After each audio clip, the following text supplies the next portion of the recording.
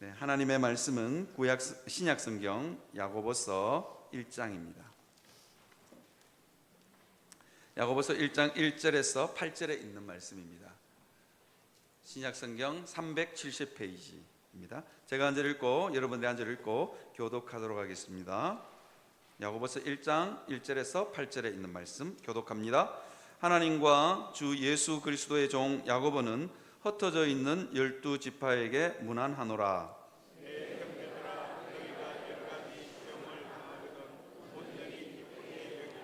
이는 너희 믿음의 시련이 인내를 만들어 내는 줄 너희가 알미라.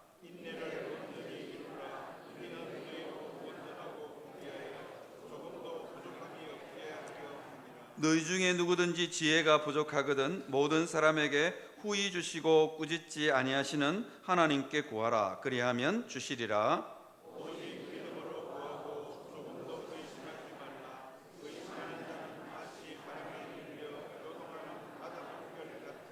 이런 사람은 무엇이든지 주께 얻기를 생각하지 말라. 아멘.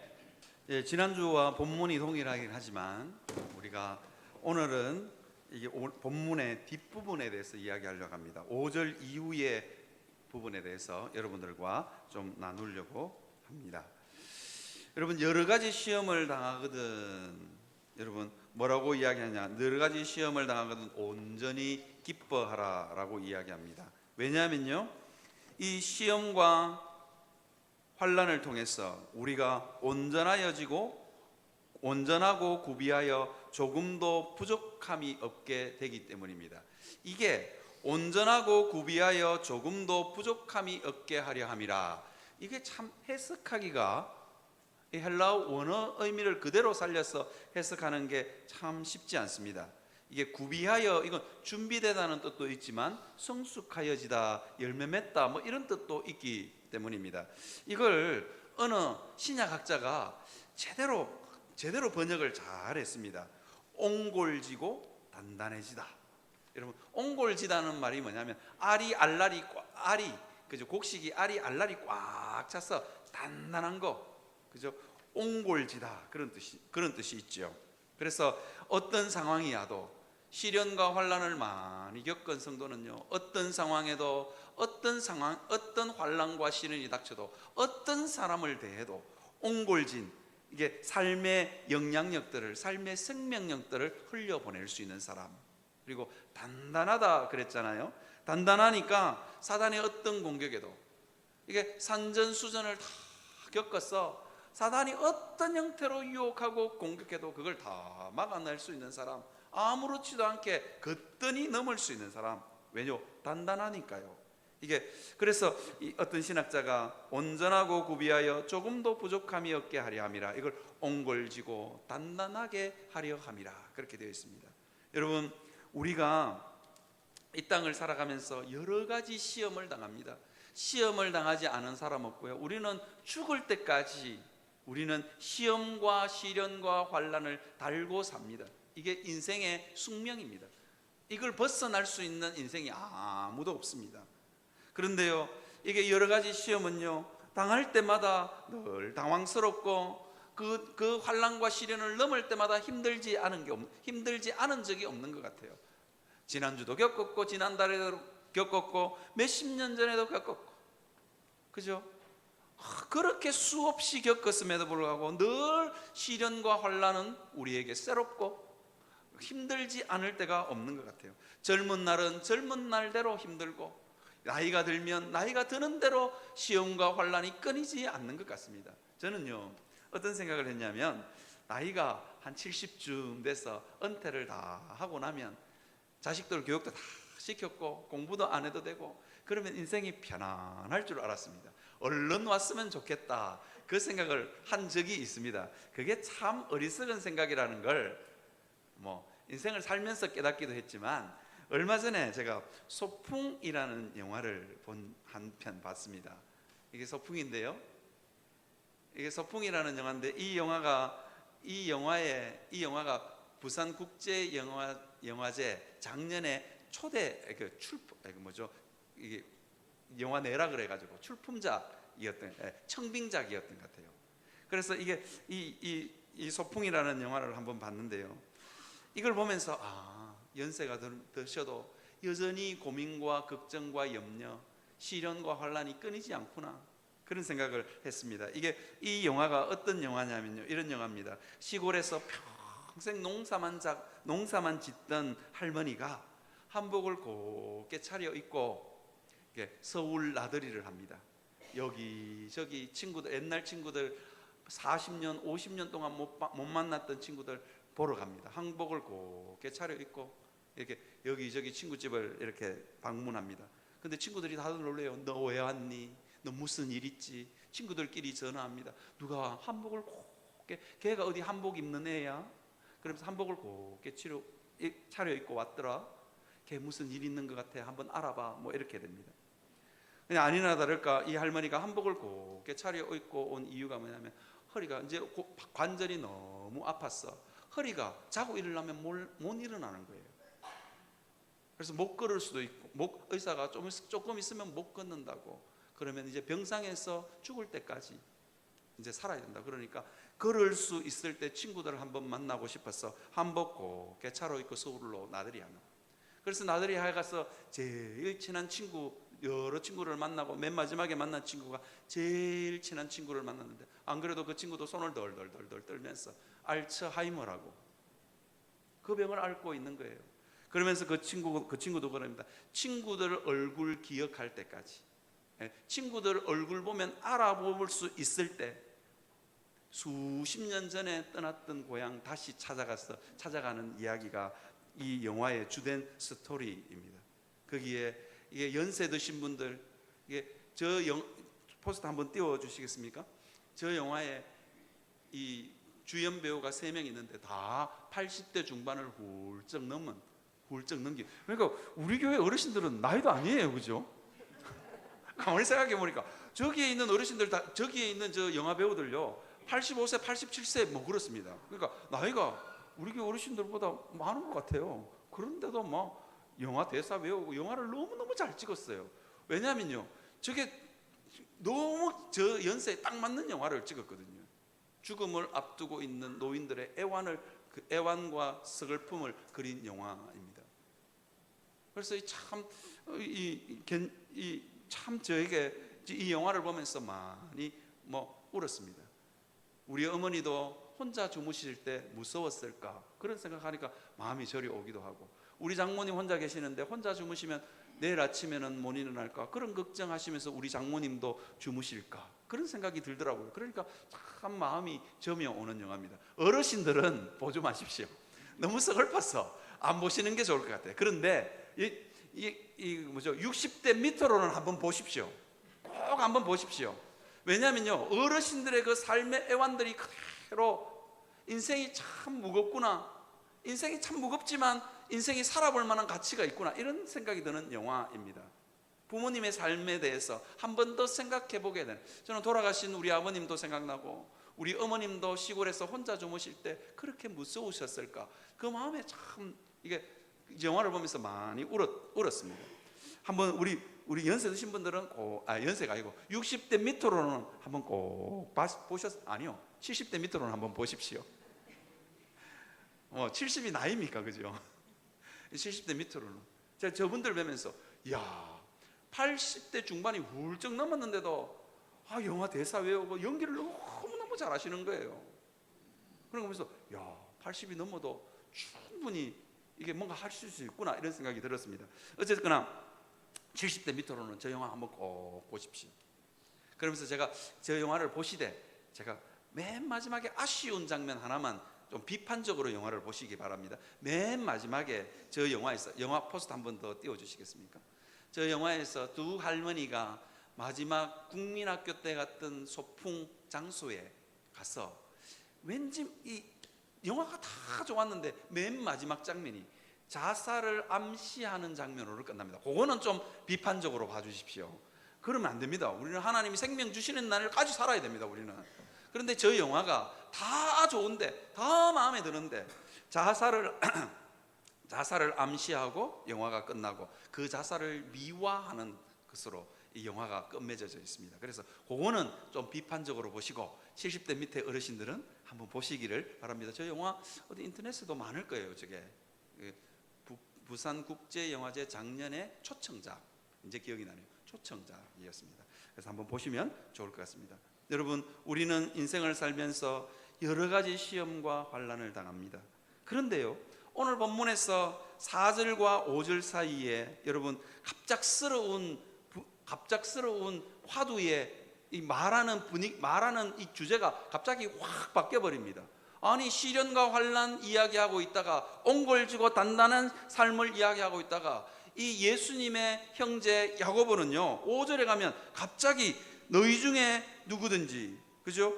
야고보서 1장 5절에 보면 너희 중에 누구든지 지혜가 부족하거든 모든 사람에게 후히 주시고 꾸짖지 아니하시는 하나님께 구하라 그리하면 주시리라, 그렇게 되어 있습니다. 좀 띄워주십시오. 야고보서 1장 5절. 여러분, 왜 갑자기 예수님의 형제 야고보는 시련과 환난 이야기하고 있다가 왜 갑자기 지혜로 말의 주제를 갑자기 확 바꿀까요? 이게 이제 우리가 이걸 한번 잘 들여다봐야 됩니다. 이게 이유가 있는 거예요. 여러분, 모든 시험이, 그리고 시험을 당하는 누구나가 다 옹골지고 단단해지는 좋은 결과를 낳는 것만은 아니기 때문입니다. 여러분, 그가 나를 단련하신 후에 내가 정금같이 나오리라. 어떤 사람은요 시련과 시험이, 환난이 정금같이 나오는 중요한 계기가 되기도 하지만 어떤 사람은요 정금같이 나오지 않고 숯금덩이만 남을 수 있다는 거예요. 숯금덩이만 남을 수 있다는 거예요. 그 이유가 뭐냐? 위로부터 오는 하나님의 지혜가 없이 기도하지 않고 시련과 환난을 넘긴 사람들은 이게 점검으로 나오는 게 아니고 숯금덩이로 나오는 거예요. 속만 새까맣게 타가지고, 그죠? 마음에 온갖 상처와 아픔과 트라우마만 가지고, 그때 일만 생각하면 지금도 마음이 아찔하고, 그때 일만 생각하면 원망과 불평이 생겨나고, 용서하지 못하는 그 사람이 떠오르기도 하고, 이렇게 된다는 거예요. 그러니까 이 야고보 사도가 갑자기 화두를 확 바꿔서 이 시련과 환난이 정금으로 나오는 그 아름다운 일이 되기 위해서는 뭐가 필요하냐? 지혜가 필요하다. 그러니 시험과 환난 기도하면서 넘어라, 그 이야기를 하고 있는 겁니다. 여러분들은 혹시 미술 시간에 그림을 그려본 적이 있습니까? 다 그려보셨을 거예요. 초등학교 다닐 때, 중고등학교 시절에 여러분 미술 시간에 그림 다 그려보셨을 겁니다. 여러분 있잖아요, 같은 시간, 같은 물감, 같은 도화지를 줬는데 결과물이 다 달라요. 어떤 사람은 누가 봐도 정말 아름다운 글작품 같은 그림을 그려놓는 반면에 어떤 사람은요 손으로 그렸는지 발로 그렸는지 분간도 안 정되는 완전히 그림을 망쳐버리는 사람도 있어요. 제가 보니까 초등학교 때 보니까 어떤 애들은 미술 시간에 맨날 놀아가지고 그 그림을 덜 그렸어. 그리다가 그냥 말았어. 선생님이 종 땡 치는데 자기 그림 들어보세요 했는데 그리다가 말았어. 그냥 어떤 애는 대충 칠해가 그림을 완전 만졌고 어떤 애는 그리다가 말았어. 여러분, 이게 같은 물감, 같은 시간, 같은 교실에서 그렸는데 왜 결과물이 다 다릅니까? 각자가 가지고 있는 예술적 재능이나 그 예술적 재능을 얼마나 성실하게 사용했느냐에 따라서 전혀 결과물이 다른 것입니다. 우리도 마찬가지입니다. 우리도 시험과 환난을 우리도 모두 다가 당하지만 우리 인생들이 시험과 환난이 없는 사람이 어디 있겠습니까? 모두 다 시험과 환난을 당하지만 시험과 환난의 결과물은 다 다르다는 겁니다. 참고로요, 제가 미술을 잘 했을 것 같습니까? 못했을까요? 제가 중학교 때 미술 성적, 벌써부터 머리 흔드시는데 너무 그러지 마십시오. 제가 그림을 잘 그렸을 것 같습니까? 못 그릴 것 같습니까? 제가요 중학교 다닐 때 이래봬도 중학교 3년 내내 미술은 수였어요. 받아나 봤나 수. 제가 수였다니까요. 왜 수였냐니까 미술 선생님이 50대 한 중반, 50대쯤 되는 미술 선생님이 저를 너무 예뻐하셨어. 왜 예뻐하셨는지는 내가 나중에 이야기해 줄게. 내가 뭐 우리 어머니가 학교에 자주 찾아가서 선생님한테 선물을 준 것도 아니고, 제가 뭐 그렇게 뭐 지금도 그렇지만 얼굴이 그렇게 잘생기거나 예쁘장하게 생긴 얼굴은 아니잖아요. 그런데도 우리 미술 선생님이 내를 참 좋아했어요. 그래서 언제나 미술 선생님이 미술 시간에 딱 오면 내 그림을 그 반 아이들에게 보여주는 샘플 그림으로 우리 미술 선생님이 그리셨어요. 얘들아, 스케치는 이렇게 하는 거야. 내가 안 그려. 미술 선생님이 스케치해. 그리고 색칠도 미술 선생님이 해. 그러면서 미술 선생님이 뭐라고 그러냐면, 이제 요렇게 그리면 돼. 이제 네가 그려봐. 이러면서 그리고 가요. 그럼 내가 하는 일은 딱 한 가지예요. 그림 그리다가 실수하잖아요. 쌤! 이러면 미술 선생님이 내 옆에 와. 그리고는 내 망친 거 다시 또 싹 이렇게 고쳐가지고 예쁜 그림으로 만들어요. 그러면서 내 옆에 앉아가지고 좋아하는 여학생은 있냐, 누구 좋아하느냐, 내가 소개시켜줄게. 뭐 그러기도 하고, 고민이 뭐냐, 온갖 그런 이야기를 하면서 저 옆에서 그림을 그려주셨어요. 그러니까 제 그림은 항상 수인 거예요. 항상 수. 학교 게시판에 딱 내 이름으로 붙어 있는 미술 선생님이 그린 그림이니까 얼마나 잘 그렸겠어요. 그죠? 얼마나 잘 그렸겠어요. 저 항상 수였습니다.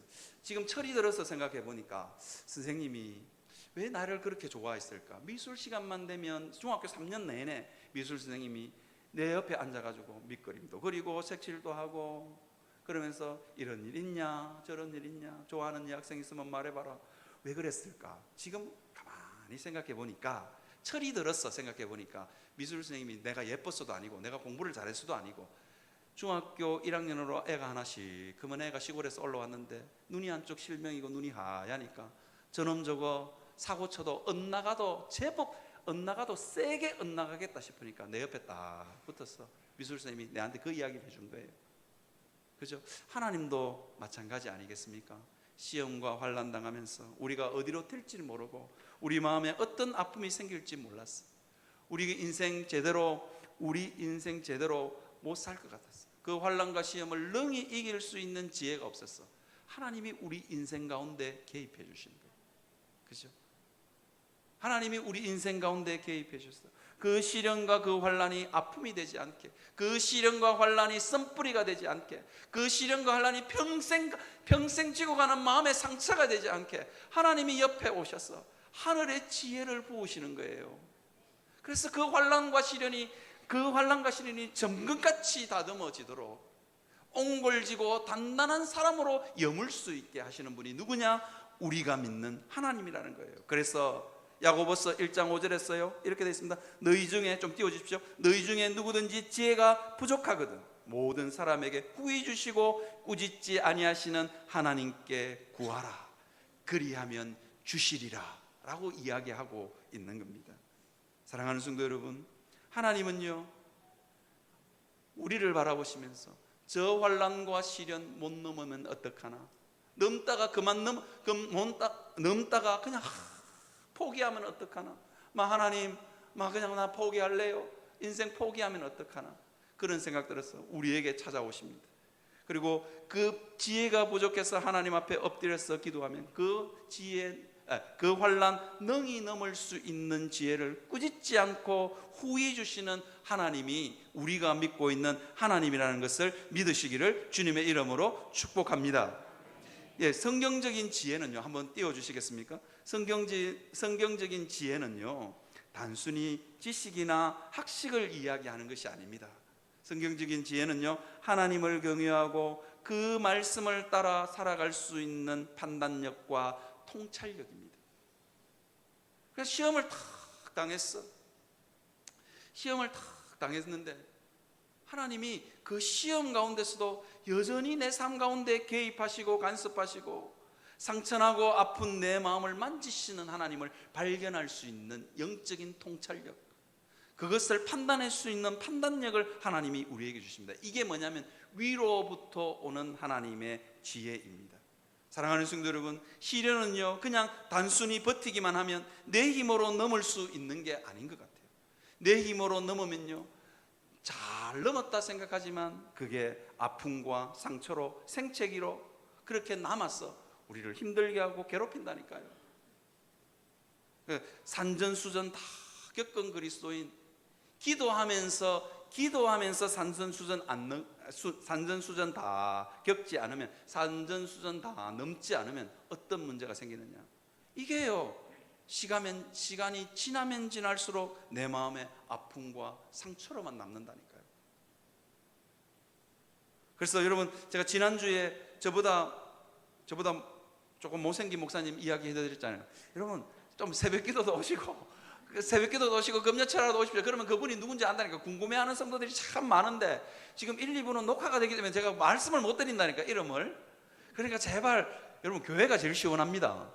그러니까 좀 금요철라도 오시고, 새벽기도 더우셔가지고 잠도 안 오시죠? 그러면 깨면 그냥 막 교회 오십시오. 시원합니다. 기도하기 너무 좋습니다. 오셔서 기도하십시오. 그러니까 제가 그 목사님 이야기를 해드렸는데, 제가 어떤 이야기 해드린지 아시죠? 아기가 하나 자기 딸이 하나 태어났는데 장애야. 그래서 그 장애 고치려고 독한 약을 썼어요. 독한 약을 썼는데 장애는 안 낫고 한 7살이나 8살 학교 갈 때쯤 돼서 지적장애까지 알았어. 그 아이를 학교에 보내놓으니까 애들이 다 왕따시키고 두들겨 패고 꼬잡고, 애가 한 번은 학교 갔는데 멍시퍼렇게 들어서고, 왜 그랬어? 그러니까 친구들이 때렸어. 왜 때렸어? 바보라고 때렸어. 그 부모의 마음이 얼마나 미워졌겠어요. 그죠? 그래가지고 어떻게 잘 사나? 중고등학교 보내놓으니까 왕따 당하고, 중고등학교 가도 여전히 한 대 얻어맞아가지고 그렇게 왜 맞았어? 바보라고 때렸어. 나는 모르겠어. 왜 때렸는지도 모르겠어. 어떤 애가 화를 내면서 그냥 때렸어. 그거 보는 부모 가슴이 얼마나 미워지고, 정말로 얼마나 세상이 원망스러웠겠어요. 그리고는 어떻게 해가지고 정상인 신랑감 하나 만났어. 아이를 떠나보냈어. 야, 이놈을 드디어 내 손에서 떠나보내는구나. 나 이제 좀 시름과 걱정 좀 덜 수 있을까 하고 있는데, 그죠? 이혼한다고, 같이 못 살겠다고, 그리고는 어떻게 이혼 잠재워가지고 돌려보내놨어. 저게 살란가 못 살란가, 그죠? 살란가 못 살란가 돌려보내놓고도 늘 마음이 무거운 거예요. 그런데 제가 이 목사님 설교를 들으면서 이런 이야기를 하더라고요. 우리 부부는요, 너무 감사를 잘한대. 뭐 감사할 거리가 있어야 감사하죠. 부부가 앉아가지고 그 서러웠던 세월들 이야기하면서, 우리 애 맞고 와가지고 멍시퍼렇게 오고 바보라고 두들겨 맞고 오는데, 그때 우리 어떻게 이혼했을까? 그러게. 와이프가 그런데요, 그러게 우리 어떻게 그게 아픔이 안 되고 그게 어떻게 감사로 남아있지? 그러게. 이유가 뭘까요? 그 모든 것도 넘어온 그 세월들이 어떻게 했냐면, 그 세월들 속에 하나님의 은혜를 발견하는 거예요.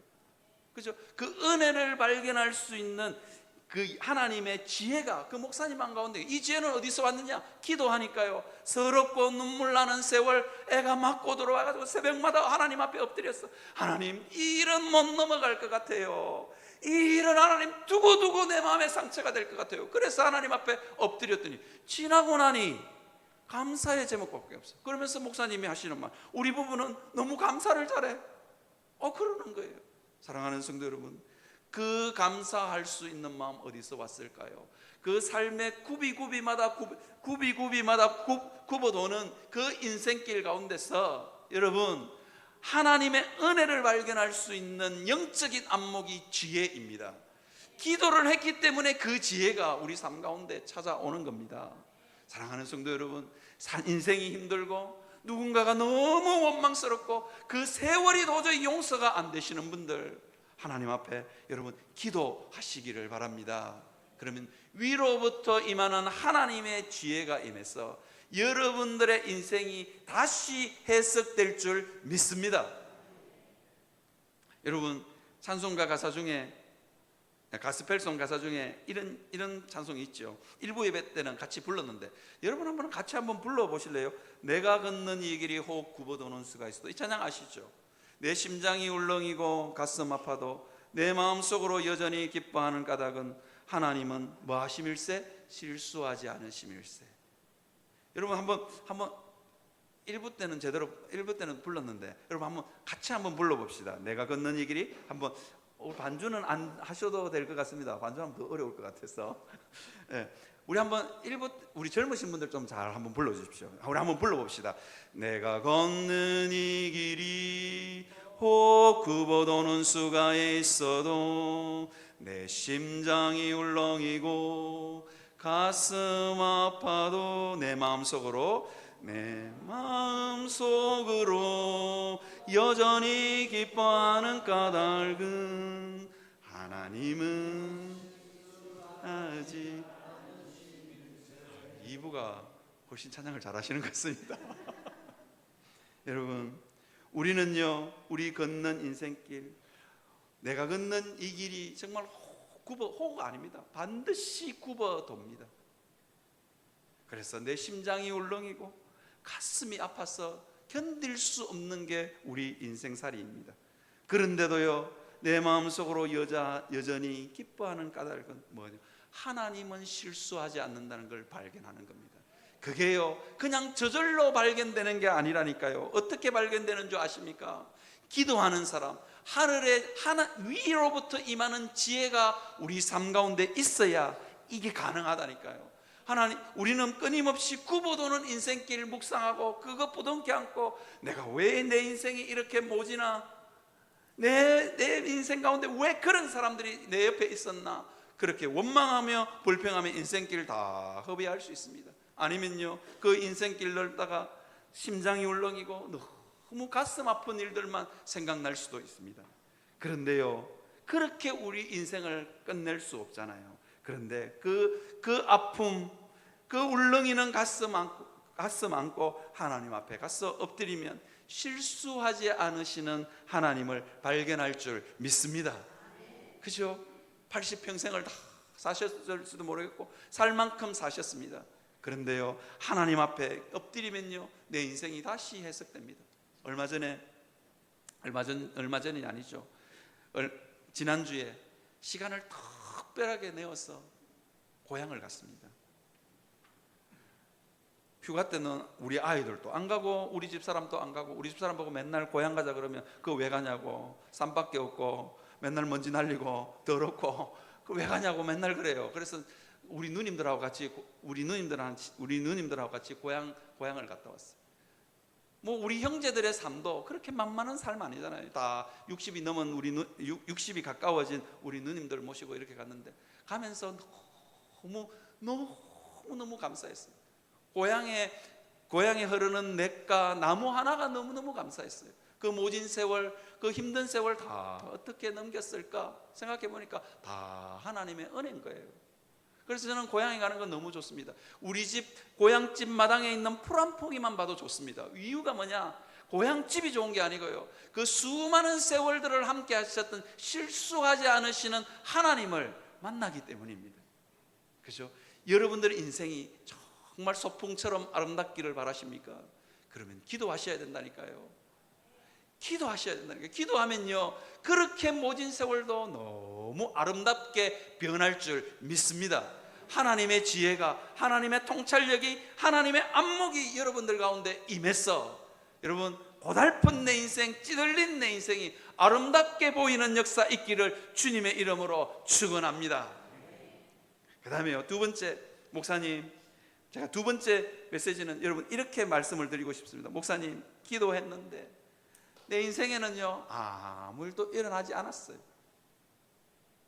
아니, 그렇게 평생을 기도했는데 왜 내 인생은 이렇게 꼬이고, 그렇게 기도했는데 하나님 전혀 응답하지 않더라는 거예요. 왠 줄 아십니까? 하나님의 통찰력, 하나님의 지혜가 내게 없었어. 영적인 눈이 어두웠어. 보지 못하는 거예요. 내 삶을 치유하고 고쳐가시는 하나님의 손길을 볼 수 있는 영적인 눈이 어두워진 거예요. 그러니까 지혜가 없는 거예요. 하나님의 안목으로 인생을 바라보고 하나님의 안목으로 내 삶의 그 시련들과 아픔들을 바라봐야 되는데, 기도하지 않으니, 제대로 기도하지 않으니, 두 마음을 품고, 그죠?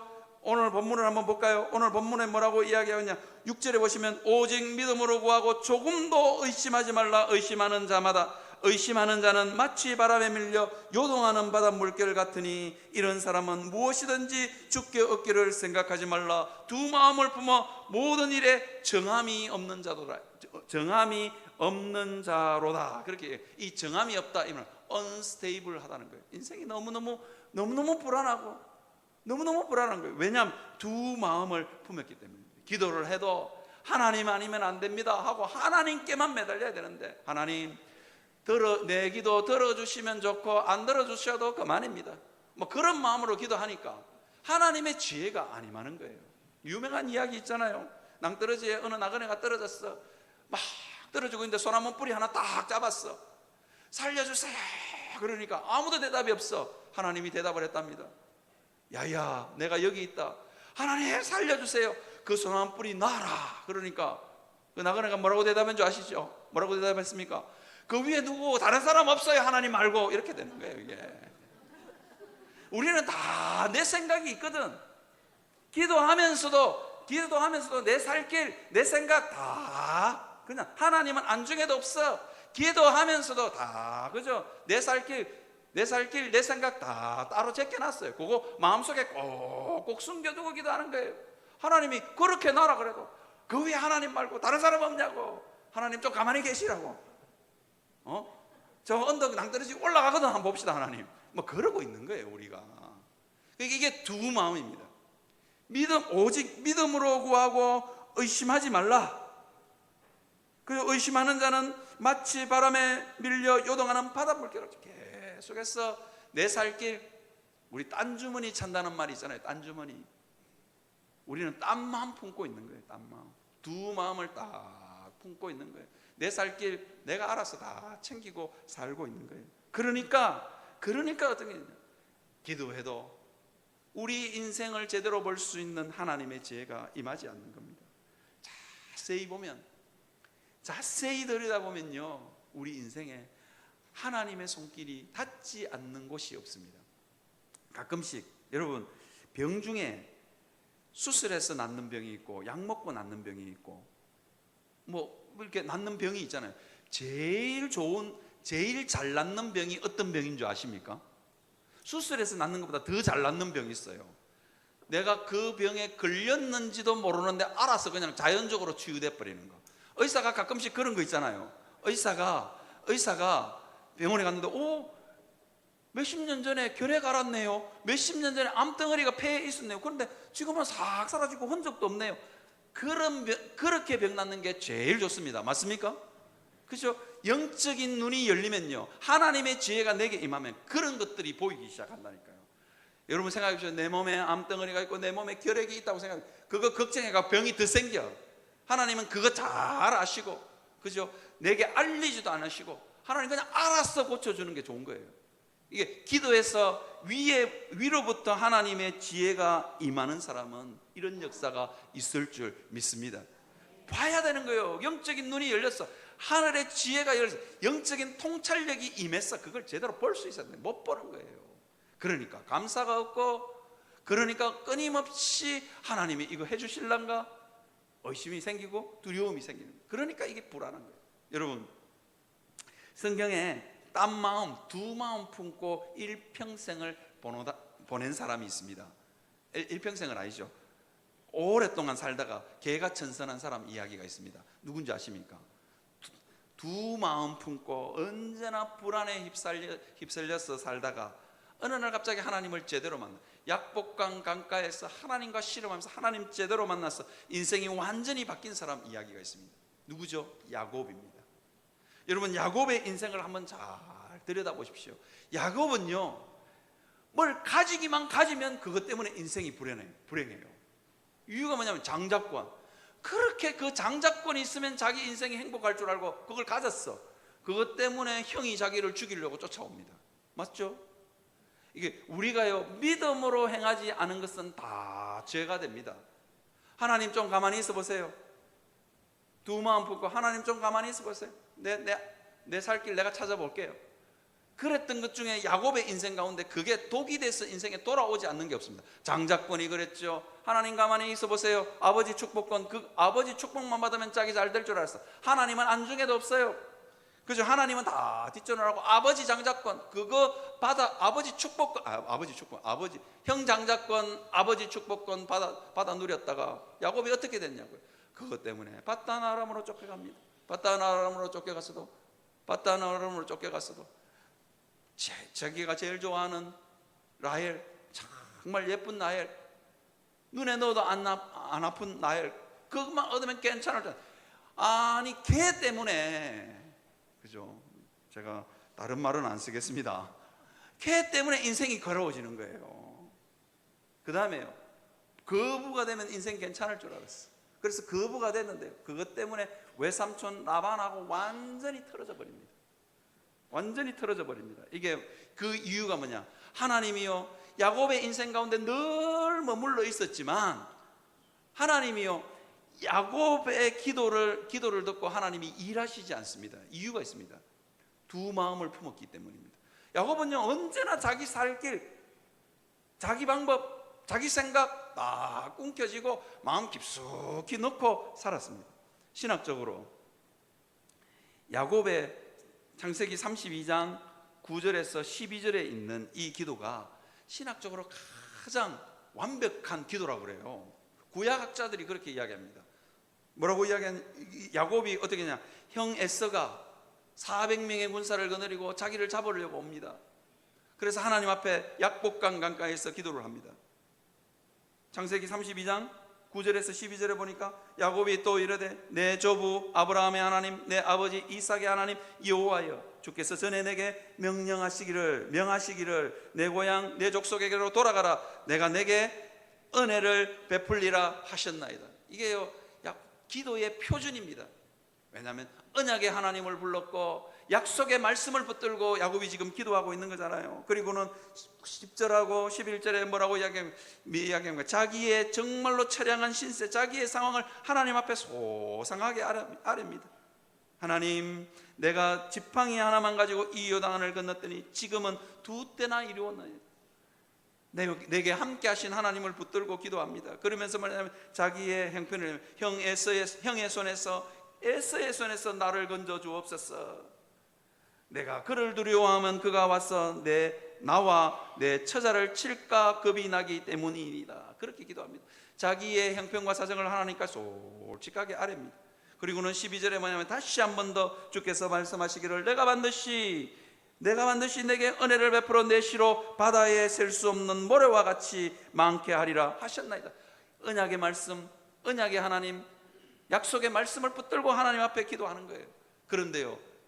그런데 이렇게 기도를 잘했음에도 불구하고, 이렇게 기도를 잘했음에도 불구하고 하나님 이 야곱의 기도에 전혀 응답하지 않습니다.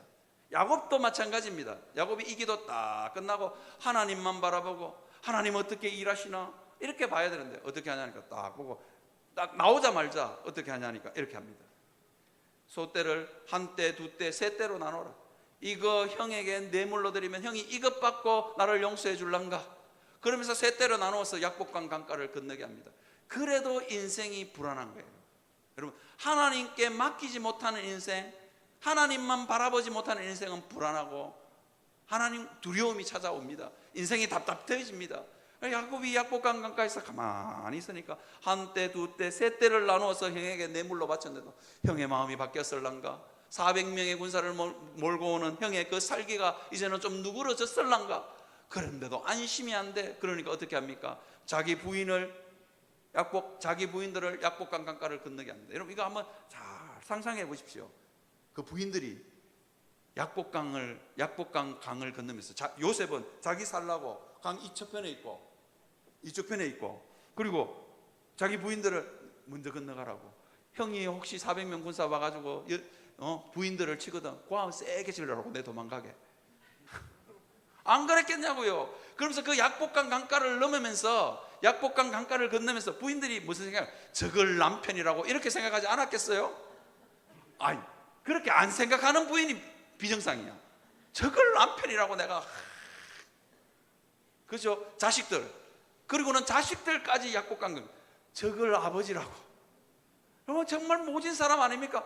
자기 살라고 자식들까지 약복강 강가를 건너게 하는 비정한 아버지.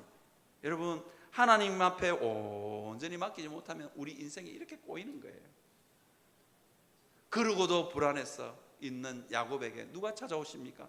하나님 찾아오셨어. 하나님하고 야곱이 씨름하는 밤새도록 씨름합니다. 놔라, 안 놓습니다. 당신이 내게 축복하지 않으면 나 절대로 안 놓겠다고 환도뼈를 쳐가지고 고관절이 이글대가지고 얼마나 아팠겠어요. 그래도 막 하나님 아니면 안 된다고. 여러분, 기도는 이렇게 하는 겁니다.